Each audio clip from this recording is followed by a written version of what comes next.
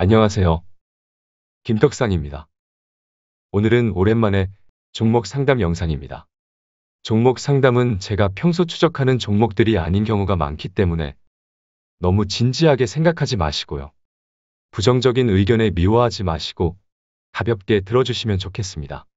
평소 쳐다도 안 본 김덕상보다 꾸준히 보유하며 추적해온 여러분의 판단이 훨씬 정확할 거라고 믿으시기 바랍니다. 그럼 조회수가 더럽게 안 나오는 종목 상담을 무미건조하게 시작해 보겠습니다. 출발! 셀트리온 30% 비중으로 평단가는 22만 1,700원이시네요. 얘는 예전에 구독자님들을 상대로 설문조사에서 비인기 종목으로 낙인이 찍혀 최근에는 전혀 추적을 안 했는데요. 최신 뉴스를 살펴보겠습니다. 오늘의 상승은 코로나 치료제 레키로나가 유럽에서 승인 권고 안건 상정 소식이 전해졌기 때문이네요. 웬만하면 승인이 되겠죠? 하지만 얘는 경구용 치료제가 나오고 있는 마당에 얼마나 주가에 긍정적인 영향을 줄 것인지는 개인적으로는 잘 모르겠습니다. 유럽에서 승인이 될 것인지 말 것인지가 문제가 아니라 승인이 되면 반등의 시작일지 탈출 기회가 될지는 고민이 필요해 보입니다. 제가 잘 모르고 하는 말이지만 유럽에서 승인이 되더라도 파급력이 과거와 같지는 않을 것 같습니다. 평단가가 높지 않으니 재료에 의해 충분히 본전 부근까지는 회복이 될 것 같고요. 욕심을 내더라도 10% 이내의 비중으로 욕심을 내보는 것이 어떨까 싶습니다. 경구용 치료제가 나오기 전 수준으로 회복이 되려면 더 큰 재료가 필요해 보입니다. 확신과 충분한 지식이 필요한 종목이고요. 잘 모르면 반등 시 비중 축소 의견입니다. 다음은 한국항공우주입니다. 평단가는 3만 20원이고요. 비중은 10%이시네요.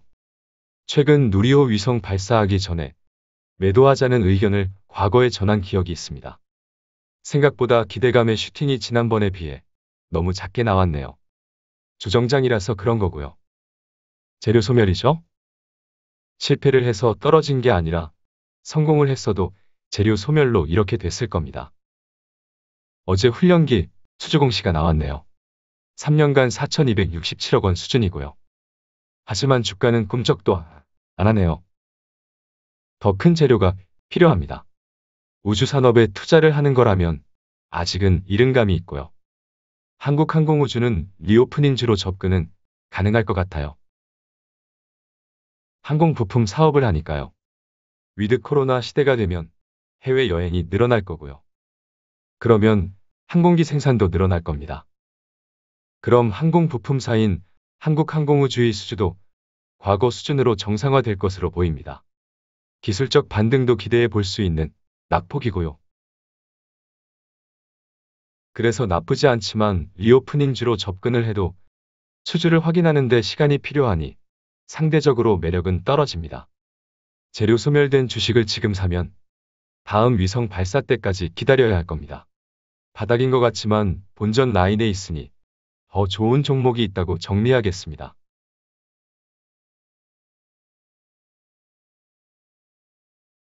멤버십을 통해 저의 투자 의견을 기록하고 공유합니다. 투자 완료가 안 된 항목은 앞으로의 계획이 되겠죠. 투자 정보를 공유하며 솔직한 저의 생각도 함께 전하고 있습니다. 물리면 떡상하는 전설이나 만들러 갑시다. 멤버십 가입을 눌러주세요. 다음은 박셀바이오입니다. 평단가는 14만 2,337원이시고요. 비중이 20%입니다. 어쩌죠? 제가 바이오는 악명이 높은데 한번 열심히 해보겠습니다. 항암치료제 신약을 개발하는 기업이죠. 올해 바이오 기업들은 다 이래요. 차트를 보는 것은 의미가 없고요. 신약 개발에 성공을 하면 안 올 것만 같은 본전은 당연히 갑니다. 하지만 결과는 회사 내부자도 알 수 없는 거고요. 성공을 한다면 2배, 3배 가는 것은 금방이에요. 박셀바이오와 같은 신약 개발 기업은 주가를 보면서 투자는 못하고요.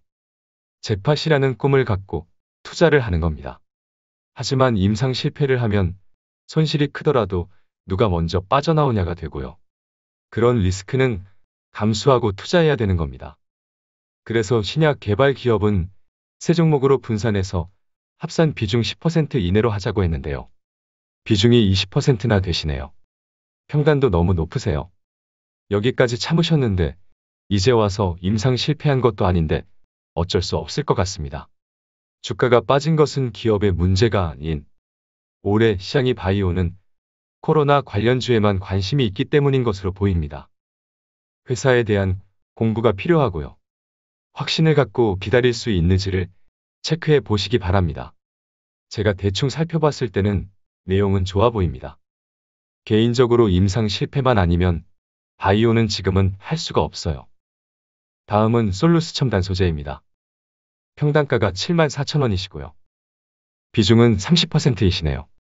2차전지 전지박과 OLED 첨단 소재 사업을 하고 있고요. 둘 다 업황이 너무 좋아요. 그냥 들고 가시죠. 오늘 신고가를 경신했네요. 수급도 좋고요. 힘이 느껴지죠? 돌파 매매를 하는 단타쟁이라면 오늘 종가에 매수를 했을 겁니다. 홀딩. 개인적으로 비중은 20%를 넘지 않았으면 좋겠습니다. 어쨌든 좋아요. 지속 성장이 정해져 있으니까요.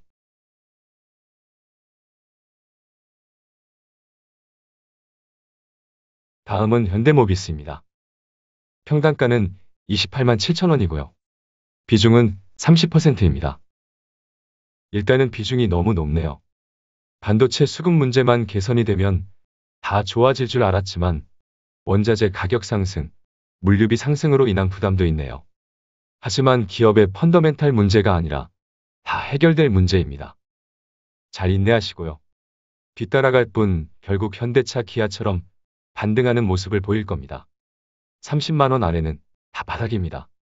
비중이 높아서 그냥 버티기입니다. 추후 비중을 20% 이내로 정비를 합시다.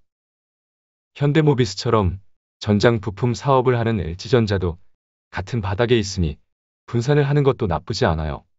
병목 현상은 해소가 될 거고요. 물류비도 안정이 될 거고요.